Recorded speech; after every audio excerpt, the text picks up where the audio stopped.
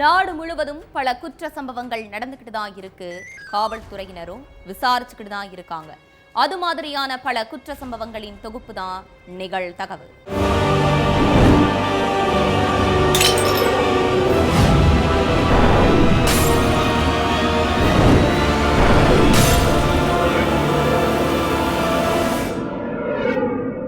நிகழ்தகவு.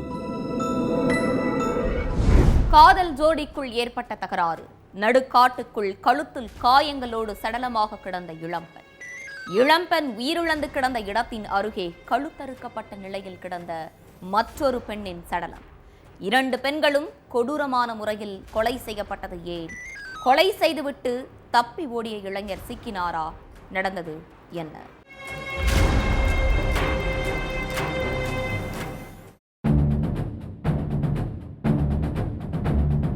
அதிகாலை 5 மணி இருக்கும். கிராம மக்கள் எல்லோரும் கோல்கோ பகரிங்கிற காட்டு பகுதி வழியா வேலைக்கு போயிட்டு இருந்தாங்க. அப்ப அங்க உள்ள ஒரு புதற்குள்ள கழுத்து அறுக்கப்பட்ட நிலையில ரத்த காயங்களோட 2 பெண்களோட சடலங்கள் கிடந்திருக்கு. இத பார்த்து அதிர்ச்சி அடைஞ்ச கிராம மக்கள் போலீஸுக்கு போன் பண்ணி தகவலை சொன்னாங்க. உடனே ஸ்பாட்டுக்கு வந்த ஜார்க்கண்ட் போலீஸ் 2 பெண்களோட சடலங்களையும் ஆய்வு செஞ்சாங்க. 2 சடலங்களும் கழுத்தறுக்கப்பட்டு கிடந்ததுனால இத கொலைன்னு முடிவு செஞ்ச போலீஸ் கொலையாளிகள் பத்தி தெரிஞ்சுக்க தடயங்களை சேகரிச்சாங்க. அப்ப சடலங்கள் கிடந்த இடத்திலிருந்து ஒரு 100 அடி தூரத்துல செல்போன் ஒன்னு கிடைச்சிருக்கு. இதுக்கிடையில 2 மூதாட்டிகள் தங்களோட மகள்கள் சோனி தேவி, ரிங்கு தேவிய காணும்னு போலீஸ் ஸ்டேஷன்ல கம்ப்ளைண்ட் கொடுக்க வந்திருக்காங்க.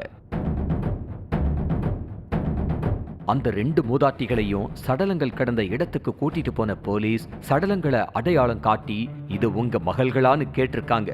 சடலங்களை பார்த்த அடுத்த நொடியே 2 மூதாட்டிகளோட கண்கள்ல இருந்து கண்ணீர் வந்திருக்கு. உயிரிழந்து கிடக்கிறது எங்களோட மகள்கள் தான் சொன்ன அந்த மூதாட்டிகள் எங்க மகள்களை யாரு இப்படி கொலை செஞ்சு போட்டதுன்னு கதறி அழுதுருக்காங்க.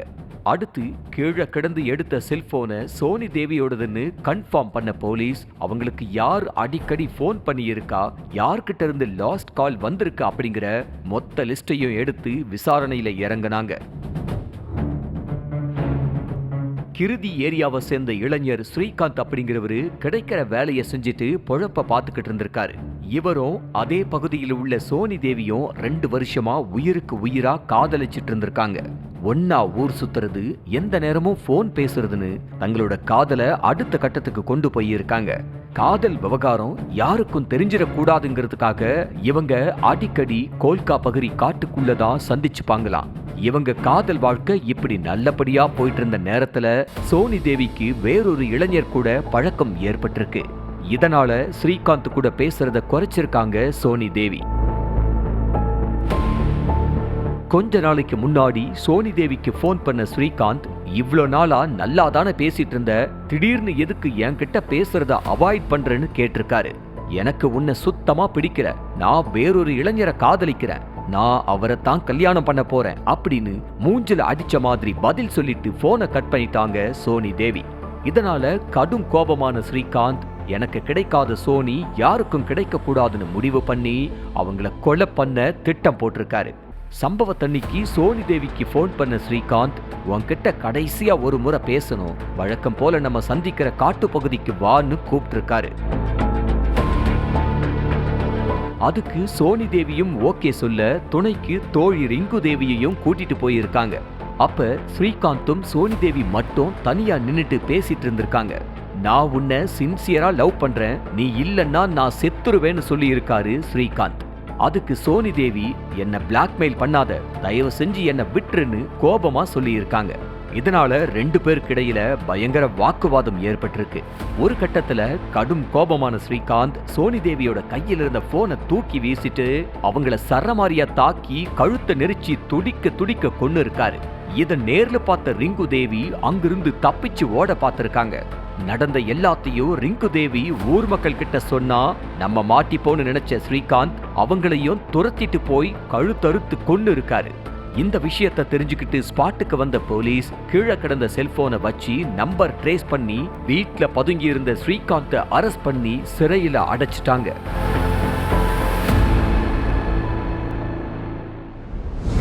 சாலை ஓரம் கிடந்த சாக்கு மூட்டை, பிரித்து பார்த்தபோது சாக்கு மூட்டைக்குள் இருந்த இளம்பெண் சடலம். உள்ளூர்காரனே 11 சவரன் நகைக்காக கள்ளக்காதலியை கத்தியால் குத்தி கொலை செய்த பயங்கரம். 12 ஆண்டுகளுக்கு பின் கொலை வழக்கில் தீர்ப்பு.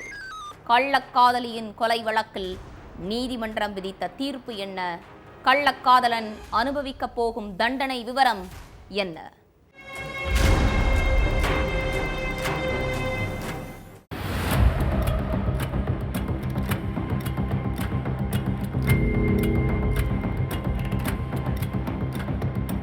சாலையோரமா சாக்கு மூட்டை ஒன்று கிடந்திருக்கு.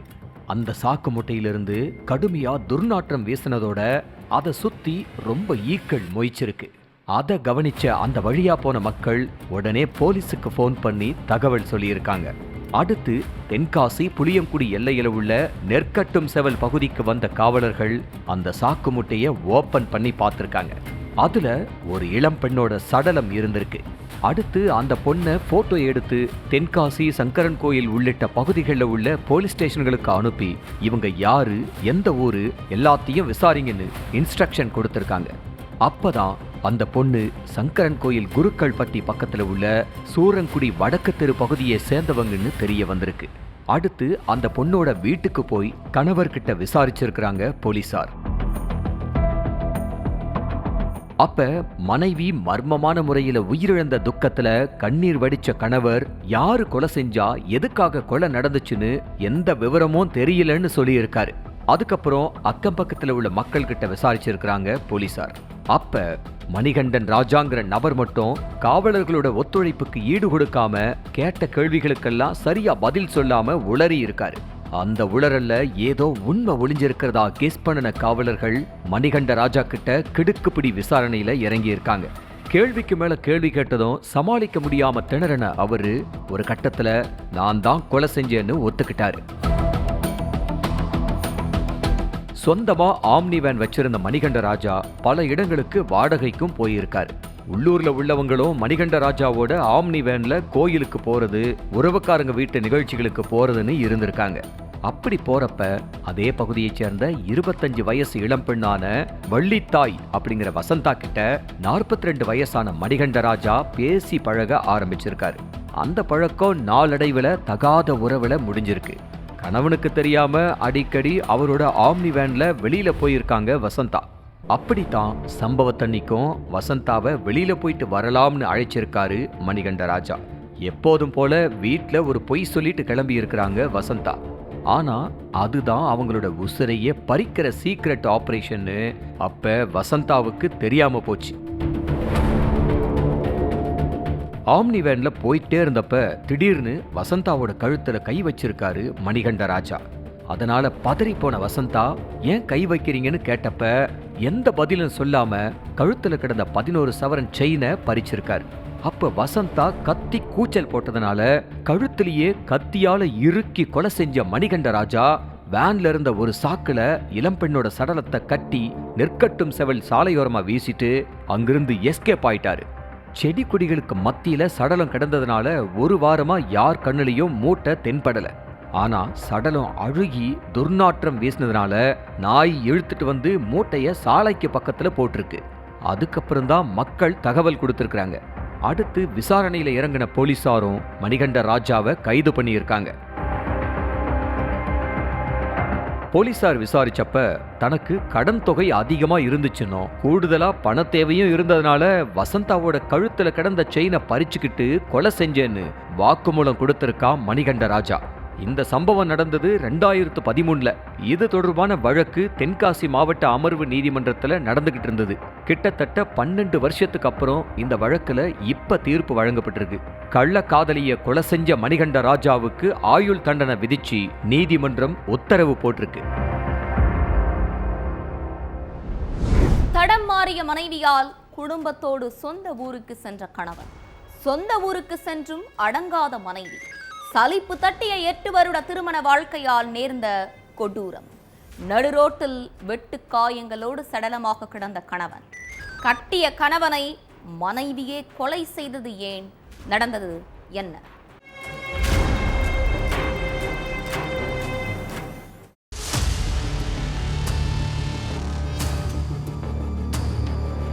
தாய் தந்தைய பார்க்க பைக்ல சொந்த ஊருக்கு போயிட்டு இருந்தாரு அகோபிலம். அப்ப திடீர்னு அங்க வந்த நபர் ஒருத்தர் பைக்கை வழிமறிச்சு அகோபிலத்துக்கிட்ட பயங்கரமா வாக்குவாதத்துல ஈடுபட்டாரு. அவர் சுதாரிக்கிறதுக்குள்ள மறைச்சு வச்சிருந்த கத்தியை எடுத்து கை கால் முகம்னு எல்லா இடத்துலயும் சரமாரியா குத்தி இருக்காரு. இதுல நிலை குலைஞ்ச அகோபிலம் ரத்த வெள்ளத்துல துடிக்க துடிக்க சம்பவ இடத்திலேயே உயிரிழந்துட்டாரு. இந்த விஷயத்தை கேள்விப்பட்டு சம்பவ இடத்துக்கு போன போலீஸ் சுற்று வட்டார கிராம மக்கள் கிட்ட விசாரணையில இறங்கினாங்க. கணவன் உயிரிழந்த செய்தியை கேட்டு அதிர்ச்சியான மனைவி கங்காவதி சடலத்தை பார்த்து கதறி அழுதுருக்காங்க. தாய் தந்தைய பார்க்க சொந்த ஊருக்கு போனவரை யாரு இப்படி கொலை செஞ்சு போட்டாங்கன்னு உருண்டு பிறண்டு அழுதுருக்காங்க. அடுத்து சடலத்தை போஸ்ட்மார்ட்டத்துக்கு அனுப்பி வச்ச போலீஸ் கொலையாளிகள் யாருன்னு கண்டுபிடிக்க விசாரணையில இறங்கினாங்க. தோகரக்கல்லு பகுதியில பெரிய அளவுக்கு சிசிடிவி இல்லாததுனால கொலையாளிகள் யாருன்னு கண்டுபிடிக்கிறதுல போலீஸுக்கு சிக்கல் ஏற்பட்டிருக்கு. இதனால உயிரிழந்தவரோட மனைவி கிட்ட இருந்து விசாரணையை ஸ்டார்ட் பண்ணலாம்னு நினைச்ச போலீஸ் அவங்கள ஸ்டேஷனுக்கு கூட்டிட்டு போய் விசாரணை பண்ணாங்க. அப்ப கங்காவதியோட முகம் வேர்த்து விறுவிறுக்க இருந்திருக்கு. எதுக்கு மேடம் உங்களுக்கு இப்படி வேக்குதுன்னு கேட்டிருக்காங்க போலீஸ். சார், நான் ஃபர்ஸ்ட் டைம் போலீஸ் ஸ்டேஷன் வந்திருக்கேன், அதனால ஒரே பதட்டமா இருக்குன்னு சொல்லி இருக்காங்க கங்காவதி. அடுத்து இந்த கொலை சம்பந்தமா உங்களுக்கு யார் மேலேயாவது டவுட் இருக்கா, உங்க கணவருக்கு யார் கூடயாவது முன்பகை இருக்கான்னு கேட்டிருக்காங்க போலீஸ். அதுக்கு கங்காவதி சரியா பதில் சொல்லாம இருந்திருக்காங்க. போலீஸ் அவங்க கிட்ட துருவி துருவி கேள்வி கேட்டுக்கிட்டு இருந்த நேரத்துல, சார், என் கணவன் உயிரிழந்ததுனால நான் ரொம்ப கஷ்டத்துல இருக்கேன், தயவு செஞ்சு என் கிட்ட எந்த கேள்வியும் கேட்காதீங்க, உங்களுக்கு பதில் சொல்ற நிலைமையில நான் இல்லைன்னு சொல்லி இருக்காங்க. கங்காவதியோட பேச்சு போலீஸுக்கு பலத்த சந்தேகத்தை ஏற்படுத்தி இருக்கு. அடுத்த கொஞ்ச நாள் கழிச்சு மறுபடியும் கங்காவதிய விசாரணைக்கு கூப்பிட்டிருக்காங்க போலீஸ். ஆனா கங்காவதி போலீஸோட விசாரணைக்கு ஒத்துழைக்காம ஏதேதோ சாக்கு போக்கு சொல்லி போலீஸ் ஸ்டேஷன் போகாம இருந்திருக்காங்க. இதனால கங்காவதிக்கும் அவரோட கணவர் கொலைக்கும் ஏதோ சம்பந்தம் இருக்குன்னு கன்ஃபார்ம் பண்ண போலீஸ் கங்காவதியோட செல்போன் கால் லிஸ்டை எடுத்து ஆய்வு பண்ண ஆரம்பிச்சாங்க.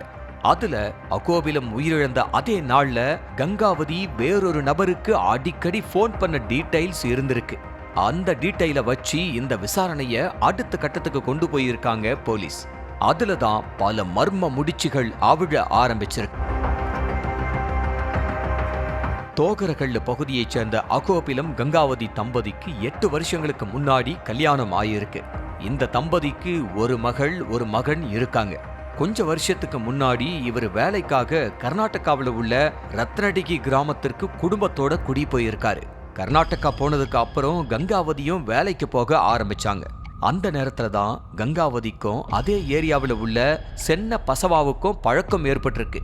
முதல்ல நார்மலா பேச ஆரம்பிச்சவங்க அடுத்த கொஞ்ச நாட்கள்லயே நெருங்கி பழக ஆரம்பிச்சிருக்காங்க. இந்த நெருக்கம் அவங்களுக்குள்ள தகாத உறவா மாறி இருக்கு. வேலை முடிஞ்சு ஒரு நாள் வீட்டுக்கு திரும்பி இருக்காரு அகோபிலம். அப்ப வீட்டுக்குள்ள சென்ன பசவாவும் கங்காவதியும் தனிமையில இருந்திருக்காங்க. இத பார்த்து கோபமான கணவன் தன்னோட மனைவிய சரமாரியா தாக்கி கண்டிச்சிருக்காரு. மனைவி தவறான பாதையில போனதுனால குடும்பத்தோட சொந்த ஊருக்கே திரும்பி இருக்காரு அகோபிலம். அடுத்து அவங்களோட செல்போனை பிடுங்கி ஹவுஸ் அரெஸ்டும் பண்ணிட்டாரு அகோபிலம். இதனால சென்ன பசவா கூட பேச முடியாமலும் அவரை பார்க்க முடியாமலும் தவிச்சுக்கிட்டு இருந்திருக்காங்க கங்காவதி. கணவனை கொன்னாதான் நம்ம நிம்மதியா ஆண் நண்பரோட வாழ முடியும்னு நினைச்ச கங்காவதி காதலனோட சேர்ந்துக்கிட்டு அவரை கொலை பண்ண திட்டம் போட்டிருக்காங்க. அதுக்காக கணவனுக்கு தெரியாம சென்ன பசவாவுக்கு போன் பண்ணி ஆந்திரா வர வச்சிருக்காங்க கங்காவதி. சம்பவத்தன்னைக்கு பக்கத்து ஊருக்கு பைக்ல போயிட்டு இருந்தாரு அகோபிலம். அகோபிலம் வீட்டை விட்டு வெளியில போன விஷயத்த போன் பண்ணி ஆண் நண்பருக்கு சொன்ன கங்காவதி அவரு எந்த ரூட்ல போறாருன்னு ஸ்கெட்ச் போட்டு கொடுத்திருக்காங்க. சொன்னபடிதான் தோகரக்கல்லு கிராமம் வழியா பைக்ல போய்கிட்டு இருந்த அகோபிலத்தை கத்தியால வெட்டி கொடூரமா கொலை செஞ்சிருக்கான் சென்ன பசவா. இந்த வழக்க தீர விசாரிச்ச போலீஸ் கங்காவதி சென்ன பசவாவை அரெஸ்ட் பண்ணிட்டாங்க. நீரோடையில் சுய நினைவின்றி கிடந்த மனைவி, பக்கத்திலேயே மரத்தில் தூக்கில் தொங்கியபடி கிடந்த கணவன், சத்துணவு பொறுப்பாளராக இருந்த மனைவியை யார் கொலை செய்தது? கணவன் மரத்தில் தூக்கில் சடலமாக கிடந்ததற்கு என்ன காரணம்? பின்னணி என்ன?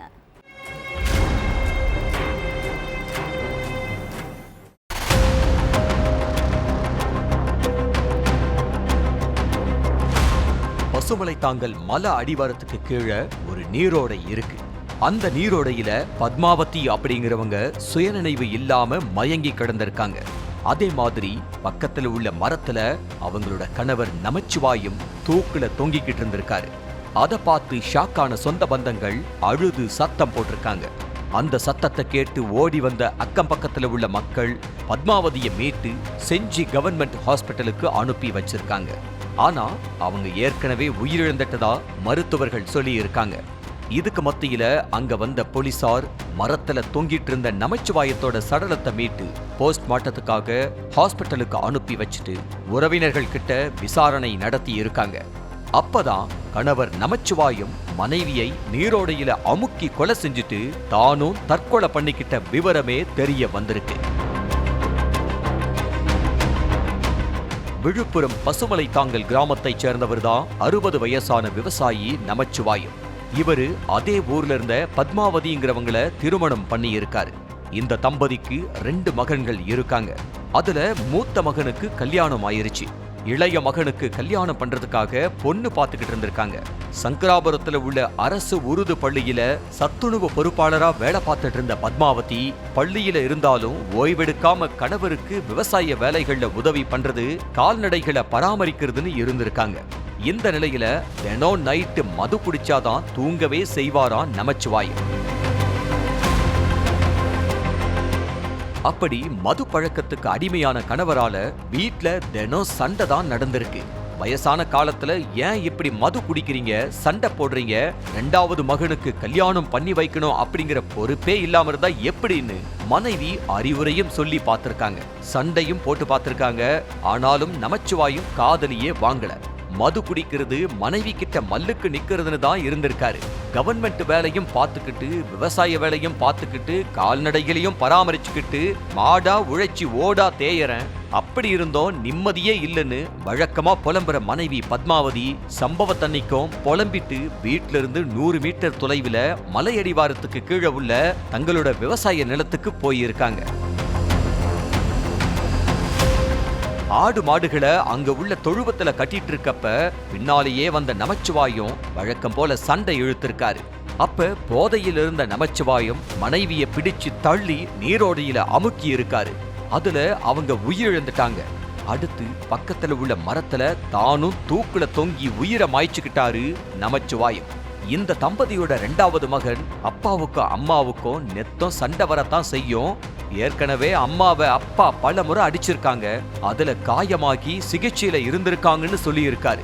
மது போதையால 2 பேரோட உயிர் போனதுதான் மிச்சம்.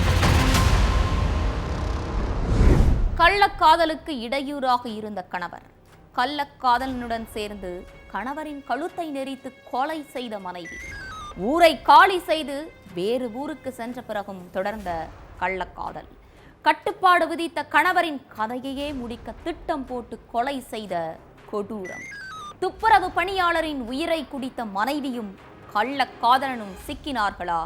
பின்னணி என்ன?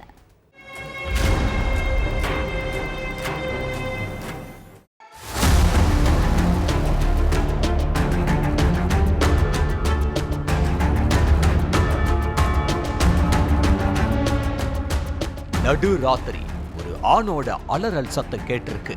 பக்கத்து வீட்டுல உள்ளவங்க அந்த ஆண் வீட்டோட கதவை தட்டி என்ன ஆச்சுன்னு கேட்டப்ப, என் கணவருக்கு அடிக்கடி வலிப்பு வரும், அதனால இப்படித்தான் கத்துவாரு, அப்போ இரும்பு பொருள் ஏதாவது கையில கொடுத்து அமைதியாக்கி அடுத்து தூக்க மாத்திரை கொடுத்து தூங்க வச்சிருவேன்னு சொல்லி இருக்காங்க மனைவி. அந்த வீட்டுக்கு தம்பதி வாடகைக்கு குடி வந்து 3 நாள் தான் ஆகுது அப்படிங்கிறதுனால அக்கம் பக்கத்துல உள்ள யாருக்குமே அந்த தம்பதி பத்தி சரியா எந்த விவரமும் தெரியாது. அவங்களும் சொந்த ஊர் திண்டுக்கல் சொக்கு பிள்ளை பட்டின மட்டும்தான் தெரியும். இதுக்கு மத்தியில விடிஞ்சதும் பக்கத்து வீட்டுல உள்ள ஒருத்தவங்க பழனி அம்மாளை தேடி அவங்க வீட்டுக்கு போயிருக்காங்க. உங்க கணவருக்கு வலிப்பு வரும்னு சொன்னீங்களே, இப்ப எப்படி இருக்காருன்னு விசாரிக்கிறதுக்காக போயிருக்காங்க. அப்போ கணவன் மாரியப்பன் மூச்சு பேச்சில்லாம கடந்திருக்காரு. மனைவிய ஆளை காணோம். அடுத்து பக்கத்து வீட்டுக்காரங்க மாரியப்பனை ஹாஸ்பிட்டலுக்கு தூக்கிட்டு போனப்ப அவர் உயிரிழந்துட்டதா சொன்ன டாக்டர்கள் போலீஸுக்கும் தகவல் கொடுத்திருக்கிறாங்க. அடுத்து அங்கு வந்த போலீசார் மாரியப்பனை ஹாஸ்பிட்டலுக்கு அழைச்சுக்கிட்டு வந்த நபர்கள் கிட்ட விசாரணை நடத்தி இருக்காங்க. அப்ப எங்களுக்கு எதுவுமே தெரியாது சார், மாரியப்பனோ அவங்க மனைவியும் 3 நாளைக்கு முன்னாலதான் எங்க ஏரியாவுக்கு வாடகைக்கு வந்தாங்க, சொக்குப்பிள்ளை பற்றி தான் அந்த தம்பதியோட ஊருன்னு சொல்லி இருக்காங்க. அடுத்து அந்த ஊருக்கு போய் நேர்ல விசாரணை நடத்தி இருக்காங்க போலீசார். அப்பதான் மாரியப்பனோட உசுறு போறதுக்கு வேறு யாரும் காரணம் இல்ல, கட்டண மனைவிதான் அப்படிங்கிறது தெரிய வந்துச்சு. பிள்ளையார்நத்தம் ஊராட்சியில தற்காலிக துப்புரவு பணியாளரா இருந்த மாரியப்பனுக்கு 2 மகன்கள் இருக்காங்க. மகன்கள் ஸ்கூலுக்கு போனதுக்கு அப்புறம் செல்போனே கதின்னு இருந்திருக்காங்க பழனியம்மா. எப்ப போன் பண்ணினாலும் வெயிட்டிங்லயே இருந்ததுனால மனைவிய யார்கிட்ட தான் பேசுறேன்னு கேட்டிருக்காரு கணவன். அப்போ எங்க அம்மா கிட்ட பேசின, அத்தை கிட்ட பேசினு உளறின பழனியம்மாள் ஆனாலும் செல்போன்ல தொடர்ந்து பேசிக்கிட்டே இருந்திருக்காங்க. ஒரு நாள் மனைவியோட செல்போனுக்கு வந்த அழைப்பை மாரியப்பன் எடுத்து பேசினப்பதான் மனைவிக்கு உள்ளூர்ல உள்ள சூர்யாங்கிற நபரோட தகாத உறவு இருக்கிறதே தெரிஞ்சிருக்கு. 2 மகன்கள் இருக்கும்போது இந்த மாதிரி வேலைய பார்த்தா ஊர் உலகம் என்ன பேசும், நம்ம மானம் கப்பல் ஏறாதான்னு அட்வைஸ் பண்ணி இருக்காரு கணவன். ஆனாலும் மனைவி தகாத உறவுக்கு முற்றுப்புள்ளி வைக்கிற மாதிரி எந்த அறிகுறியுமே இல்ல. அதனால மகன்களை தன்னோட தாய்கிட்ட ஒப்படைச்சிட்டு மனைவிய மட்டும் அழைச்சுக்கிட்டு சிலுக்குவார்பட்டி பக்கத்துல உள்ள எல்லைச்சாமிபுரத்துல ஒரு வாடகை வீட பார்த்து அங்க போயிட்டாரு மாரியப்பன். ஊரு விட்டு ஊரு போயும் மனைவியோட தரங்கட்ட வேலை தொடரத்தான் செஞ்சிருக்கு. அதனால கடுப்பான கணவன் மனைவி கிட்ட சண்டை போட்டிருக்காரு. ஒண்ணு அட்வைஸ் பண்ணி நச்சரிக்கிறாரு, இல்லனா அதிகாரமா மிரட்டி நச்சரிக்கிறாரு. பேசாம இவரோட கதையவே முடிச்சிருவோம்னு பிளான் போட்டிருக்காங்க மனைவி பழனியம்மாள். அந்த பிளானை சக்சஸ் பண்றதுக்காக நள்ளிரவு நேரத்துல கள்ளக்காதலன் சூர்யாவை தன்னோட வாடகை வீட்டுக்கு வர வச்சிருக்காங்க. அசந்து தூங்கிக்கிட்டு இருந்த மாரியப்பன் முகத்துல மனைவி தலையணைய வச்சு அமுக்கி கள்ளக்காதலன் சூர்யா கயிறால கழுத்தை இறுக்கி கொன்னு இருக்கான். அடுத்து அங்க 2 பேரும் நைட்டோட நைட்டா அங்கிருந்து தப்பி ஓடிட்டாங்க. விடிஞ்ச பிறகு பக்கத்து வீட்டுக்காரங்க பழனியம்மாளை தேடி வீட்டுக்கு போனப்ப மாரியப்பன் மூச்சு பேச்சு இல்லாம கிடந்திருக்காங்க. அதுக்கப்புறம் தான் அத்தனை உண்மையும் வெளிச்சத்துக்கு வந்திருக்கு. தலைமறைவா இருந்த பழனியம்மாளையும் அவங்களோட தகாத உறவில் இருந்த சூர்யாவையும் கைது பண்ணி சிறையில தள்ளி இருக்காங்க போலீசார். ஒவ்வொரு குற்றங்களின் முடிவும் சட்டத்தின் கையில். விசாரணை தொடரும். பார்க்கலாம் அடுத்த நிகழ்தகவல்.